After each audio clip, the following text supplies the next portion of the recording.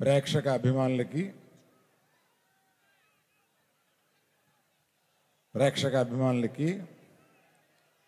Media మిత్రులకి శ్రీకాకుళం ప్రజలందరికీ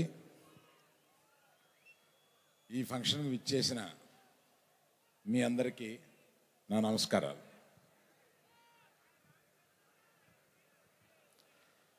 శ్రీకాకుళం ప్రాంతంలోంచి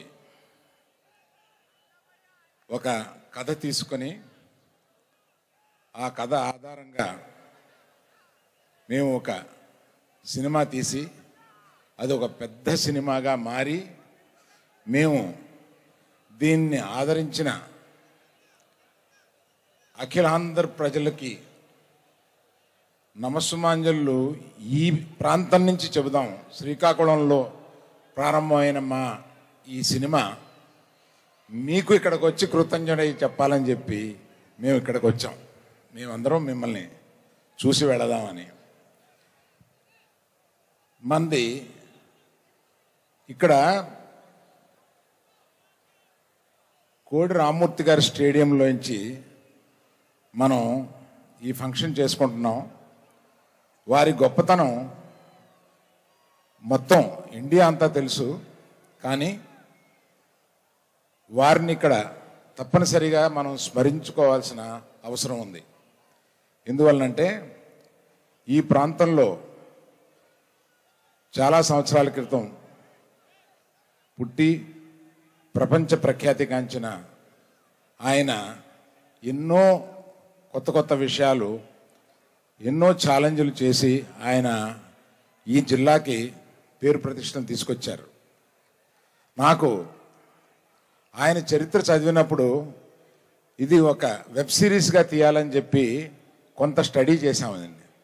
నాకు ఆశ్చర్యపోయిన విషయాలు ఏంటంటే అంత బాడీ బిల్డింగు, అంత అంటే 2 కార్లను 2 చేతులతో ఆపి పబ్లిక్లో నిరూపించుకున్న ఆయన, అంత శక్తివంతుడు ఆయన కేవలం శాకాహారి. అది ఒక పెద్ద మెసేజ్ అన్నమాట. అంటే శాకాహారం తింటూ కూడా అంతటి శక్తిని చూపించగలం అని ఆయన నిరూపించారు.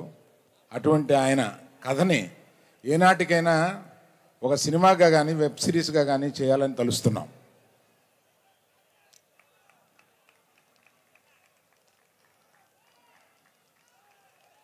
థ్యాంక్ యూ అండి.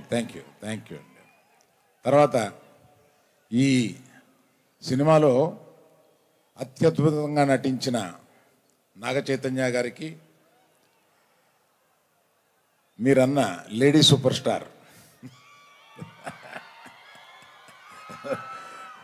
సాయి పల్లవికి, వాళ్ళిద్దరినీ బొమ్మలాట ఆడించినట్టు ఆడించిన మా డైరెక్టర్ చందు మొండేటి గారికి.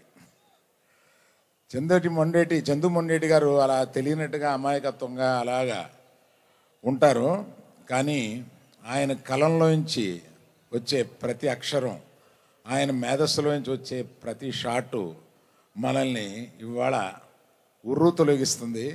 అటువంటి మేధస్సు కలిగిన ఆయన చాలా సైలెంట్గా, ఏమీ తెలియని అమాయకత్వంగా ఆయన కూర్చుని ఉంటారు. ఆయనకి ఈ స్టేజ్ పూర్వకంగా నేను సరదా కృతజ్ఞతలు చెప్పుకుంటున్నానండి. Thank you sir, thank you very much. ఇలాగా ఇక్కడికి రాని వాళ్ళు మ్యూజిక్ డైరెక్టర్ దేవిప్రసాద్ గారు, ఎడిటర్ నవీన్ నూలి గారు, మా శ్యామ్ దత్ గారు కెమెరామ్యాన్ గారు, వీళ్ళందరూ ఉన్నారు. వాళ్ళందరికీ కృతజ్ఞత చెప్తాను. నేను